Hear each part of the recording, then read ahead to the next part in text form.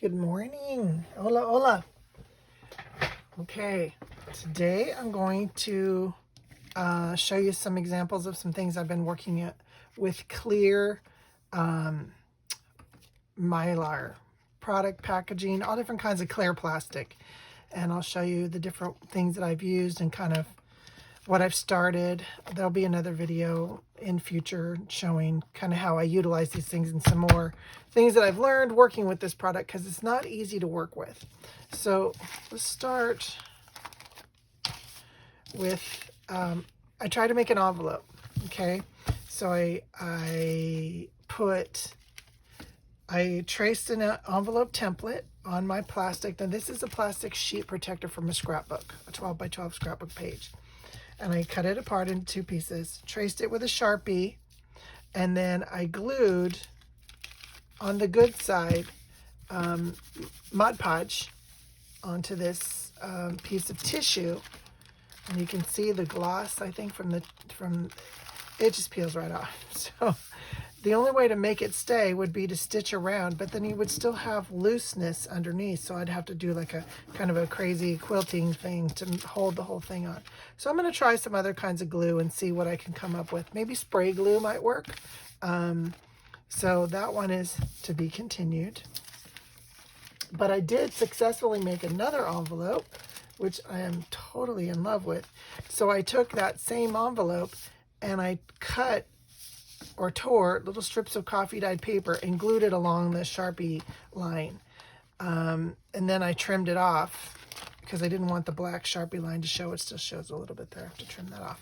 But it gave this really cool look to it. Now, again, look, it just peels right apart. I glued it with my art glitter glue. So I'm trying all different glues to see what works. And it did not hold. So I'm going to have to go. I've heard that there's a Tombow glue that works good, that holds. So I'm going to try some other glues. But I like the look of the envelope. And then I took and fussy cut one ply of a napkin with some birds and glued it on. Now, since this is all coming apart, let me open it closely and kind of show you.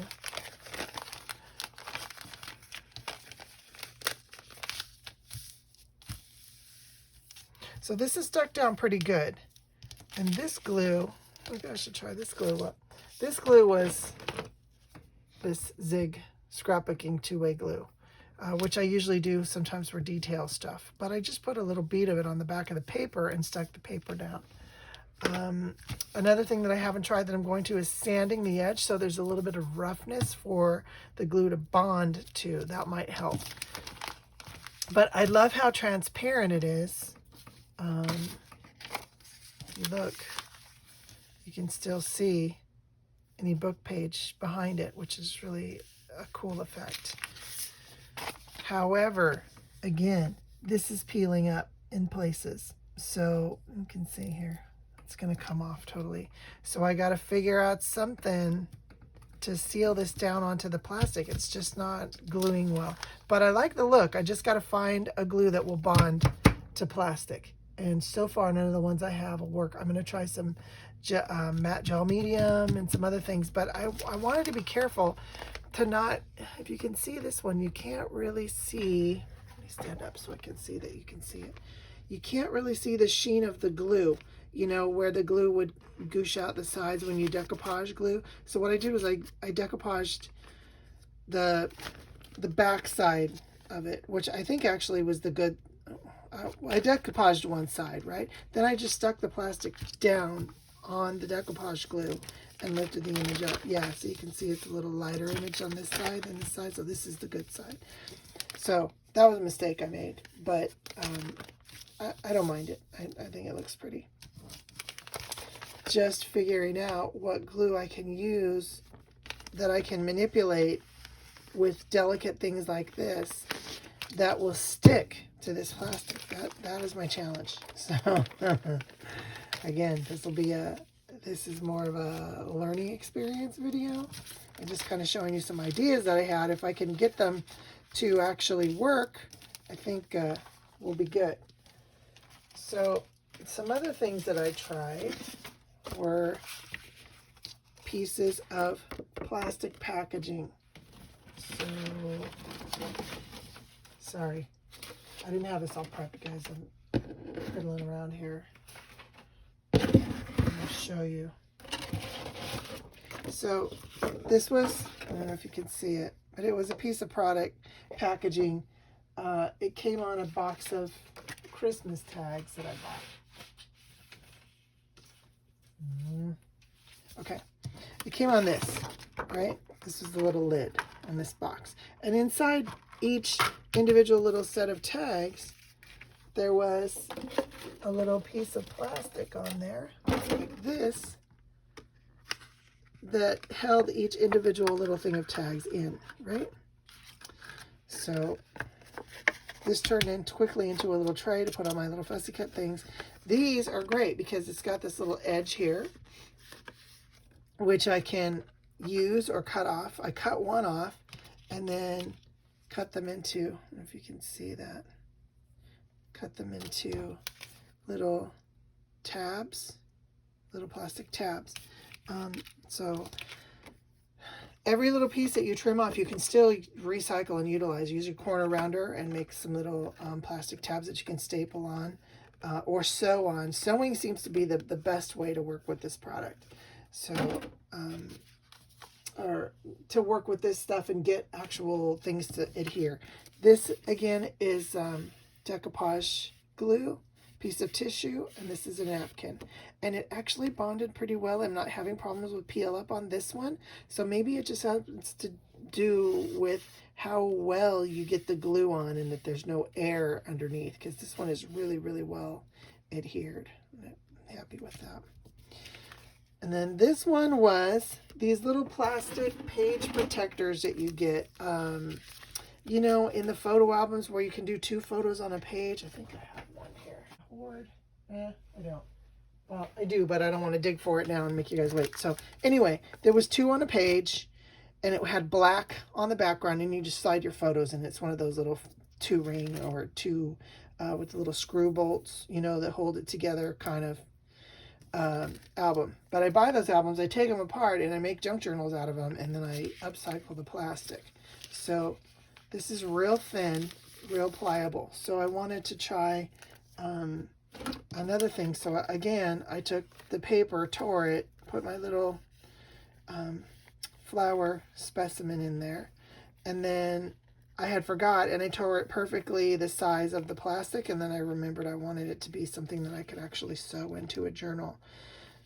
So I went back and decoupaged another piece of, or glued another piece of the coffee dyed paper with a little tab that stuck out that I could sew it into my journal. So now I'm just going to stitch all the way around this, and I think it'll hold it. Now, you can see my glue marks on the coffee dyed paper, which you couldn't see on some of the other papers. So I'll just stitch with the sewing machine, which will probably cover that up, and you can see that also in my to be continued part 2 video of the plastic epic failures and opportunities to be continued. So here's another piece of tissue. This is another napkin. And again, maybe because it was a smaller piece, maybe because it's this thicker plastic, not the really thin scrapbook paper page, it bonded better. I don't know, but it definitely works better. Same with this. I just put some glue on the little flowers. You can't even see the glue and the flowers. And then I glued a strip of coffee dyed paper behind them. That's a cute little tag. I love that. And I was thinking about sewing it, but I think if I sew it, the stitching is going to kind of interfere with the busyness of the flowers, so I'm probably just going to leave it. And then I did this one, which I really love. And I'm going to stitch this coffee dyed paper to the back. And maybe trim it out with a little bit of lace or something, because I love that, the invisible thing on the back side. Now the back side of the tag, not so exciting, but it's okay. I don't mind it. And it's just going to go inside. So I don't want to put any You know, I mean, yeah, I could put book page or something else behind it, but that kind of defeats the whole purpose of having this thing that is see-through and really cool looking. So here's a couple of traveler's notebooks that I made utilizing paper and stitching and plastic. Now this plastic I'm using is another type of photo album page, but it's a thicker plastic again. Oh my God, I'm sorry, you guys.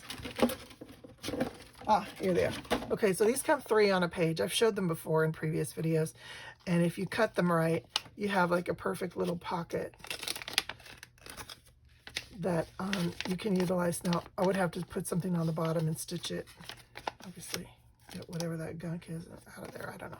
But anyway, I use this. It's a thicker weight than the plastic sleeve page protectors, like the this envelope here that I was trying to do. It's a thicker plastic, okay? It bonds a little better. It feeds through the sewing machine perfectly. So what I did was I took 1 layer of this and I glued these 2 strips of paper onto this, you know, on the sides, and then stitched down the sides and the top, you know. So I stitched all this together flat on to this. So stitched around and down so that I could still shove a tag down there, because if I'd stitched this on the background paper, obviously, then you wouldn't be able to stick a tag in there. But I like that you can kind of see a little peekaboo through there of the clear tag that's hidden down in there. So I was really happy with that one. And then the other one that I did was this one, which I really love the look of this. Because I like tags, but I don't always like having tags hidden, because you do so much work decorating the tag and having this beautiful tag. And I really liked how, again, I just took one of these pieces, I stitched it to the front of the cover. And you can't see it now, well, you can kind of see my stitching marks, but I covered it up with coffee dyed paper. So I just stitched it all the way around a couple times with some different thread, because I liked the beige cream colored thread, and I also like the blue thread, and I used the blue on the spine as well, because I only had skinny pieces of this paper, so I had to butt them together and then glue this fabric spine on to just give it a little more strength. But anyway, I loved how this tag turned out. It's just this you know, a little piece of some Tracy Fox paper. I love this boho set that she has. And then a little bit of cheesecloth with the image glued on top of some coffee dyed paper onto a piece of cardstock. And then I wanted it to look kind of seaweedish, because I was thinking about doing like a sea, you know, mermaid style kind of journal with this. See, here's the thing now.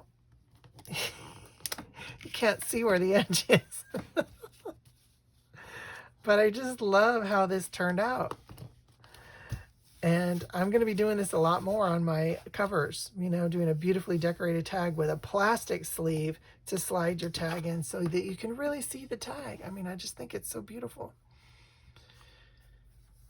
So that's it. I just wanted to kind of show you guys that. That's my little experimentation with plastic. I'm thinking this stuff is the best stuff.